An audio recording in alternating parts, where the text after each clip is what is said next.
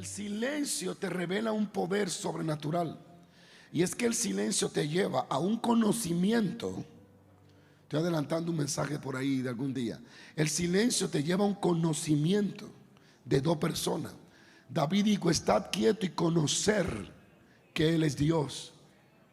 El silencio te lleva al conocimiento de Dios y de ti mismo.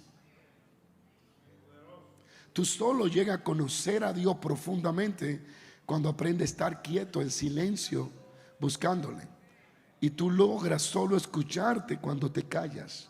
Entonces el silencio te ayuda a adquirir conocimiento de Dios y adquirir conocimiento de ti mismo. Dile a alguien: separa tiempo. Dile: separa tiempo para estar a sola con Dios. Conocerás a Dios y conocerás lo que hay de Dios en ti. ¿Cuánto dicen amén? ¿Cuánto están listos a descubrir lo que hay de Dios en sus vidas? A su nombre, a su nombre. Mira a alguien y dile: aprende a tener una buena actitud frente a las dificultades. Yo quiero compartir 2 puntos hoy. La importancia de tener comunión con el Espíritu Santo y la importancia de la actitud que debemos tener frente a las adversidades y las dificultades que vamos a enfrentar. El servirle a Dios es un gozo, pero también es una lucha espiritual, ya que el enemigo va a hacer todo lo posible por deshabilitarte, ya que en ti hay un potencial que desde la eternidad fue puesto de parte de Dios. Y ese poder, ese don, ese talento, esa unción es la que amenaza las obras de las tinieblas. Por lo tanto, al diablo le interesaría mucho verte sentada y sentado y sin hacer nada.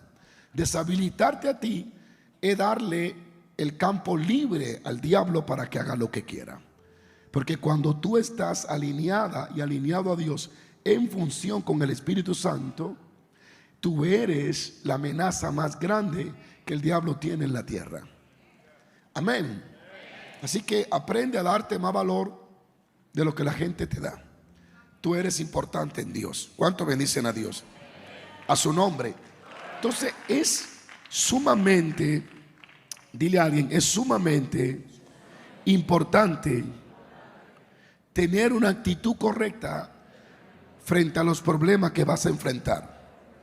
Cuida con la actitud que enfrenta los problemas, porque esto puede determinar el final bueno o el final malo. Date cuenta que la actitud de la persona con el problema es más importante para Dios que el problema que la persona está enfrentando. La actitud que la persona muestra frente al problema le interesa más a Dios que el mismo problema. La palabra de Dios dice en Isaías capítulo 1 versículo 19, y la palabra de Dios dice: un rebelde jamás estará en la posición para recibir algo del Señor. Entonces la actitud de rebeldía frente a un problema hace a la persona no elegible para recibir el socorro de Dios. Entonces, Isaías capítulo 1 verso 19, si lo ponen acá los muchachos y me ayudan allí para que todo el pueblo acá lo lea, dice: si quisiere y oyeres, comeréis el bien de la tierra. ¿Si qué? Si quisiere y oyere, comerás el bien de qué? De la tierra. Así que una buena actitud frente a las adversidades puede ser la clave para vencer todas las adversidades. Es importante que entienda esto. Hay personas que su actitud frente a los problemas es el problema, y por eso el problema jamás tiene solución. ¿Por qué? Porque tienen una actitud incorrecta frente a las cosas que están enfrentando.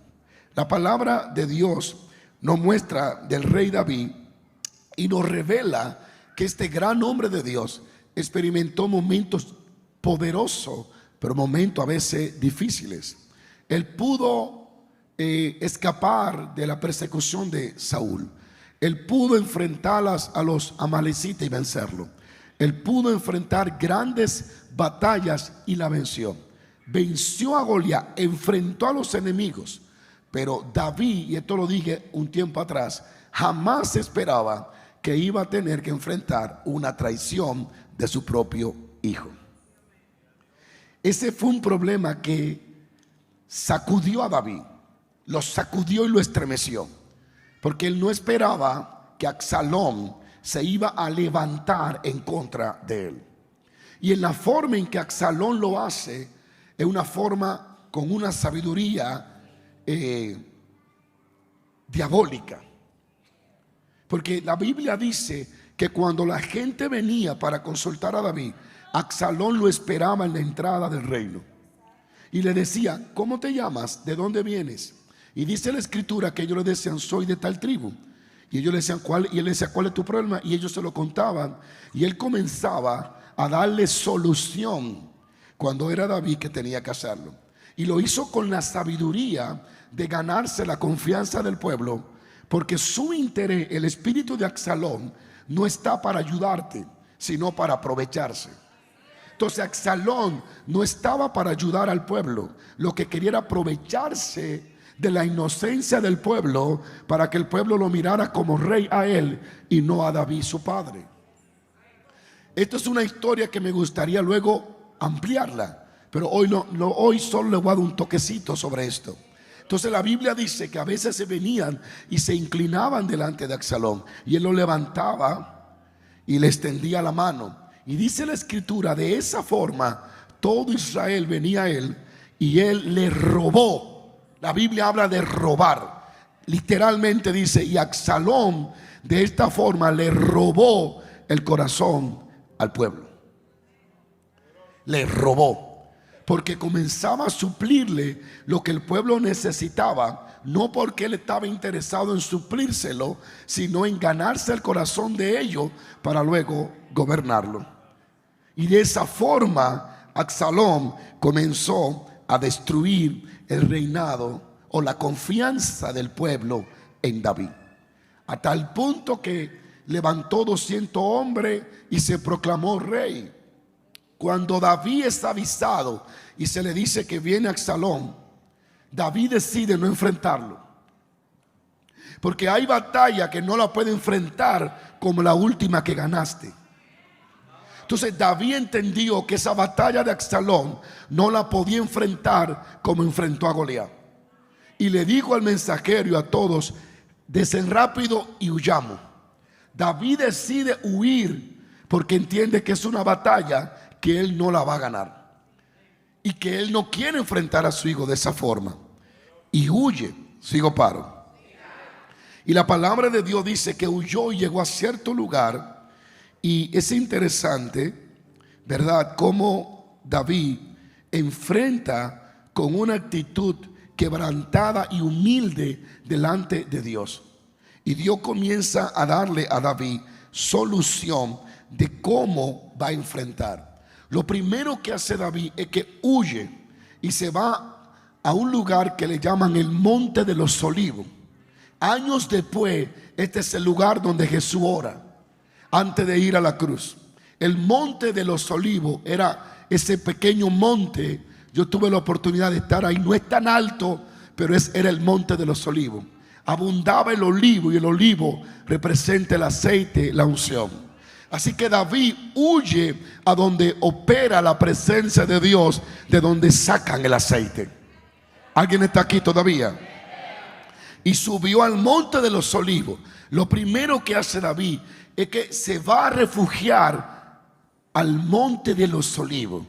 ¿A dónde? A donde se saca el aceite. Es muy interesante ver la estrategia del rey David ante esta batalla. Él se dedicó a subir al Monte de los Olivos para buscar la presencia de Dios. Sigo paro. Buscó la fortaleza de Dios en medio de la crisis que estaba enfrentando. El árbol de los olivos representa fortaleza, abrigo y bendición. Y debemos recordar que el Monte de los Olivos fue un lugar preferido donde Jesús pasó largas horas orando. Y cada vez que él se sentía abrumado, iba al Monte de los Olivos. Su última oración era en el Monte de los Olivos antes de ir a la cruz. Y este es el ejemplo que el Señor nos muestra qué hacer cuando estamos enfrentando problemas que son más fuertes que nosotros. Ir al lugar de los olivos, al lugar de la fortaleza, al lugar donde la unción te fortalece, te capacita, te anima para continuar hacia adelante.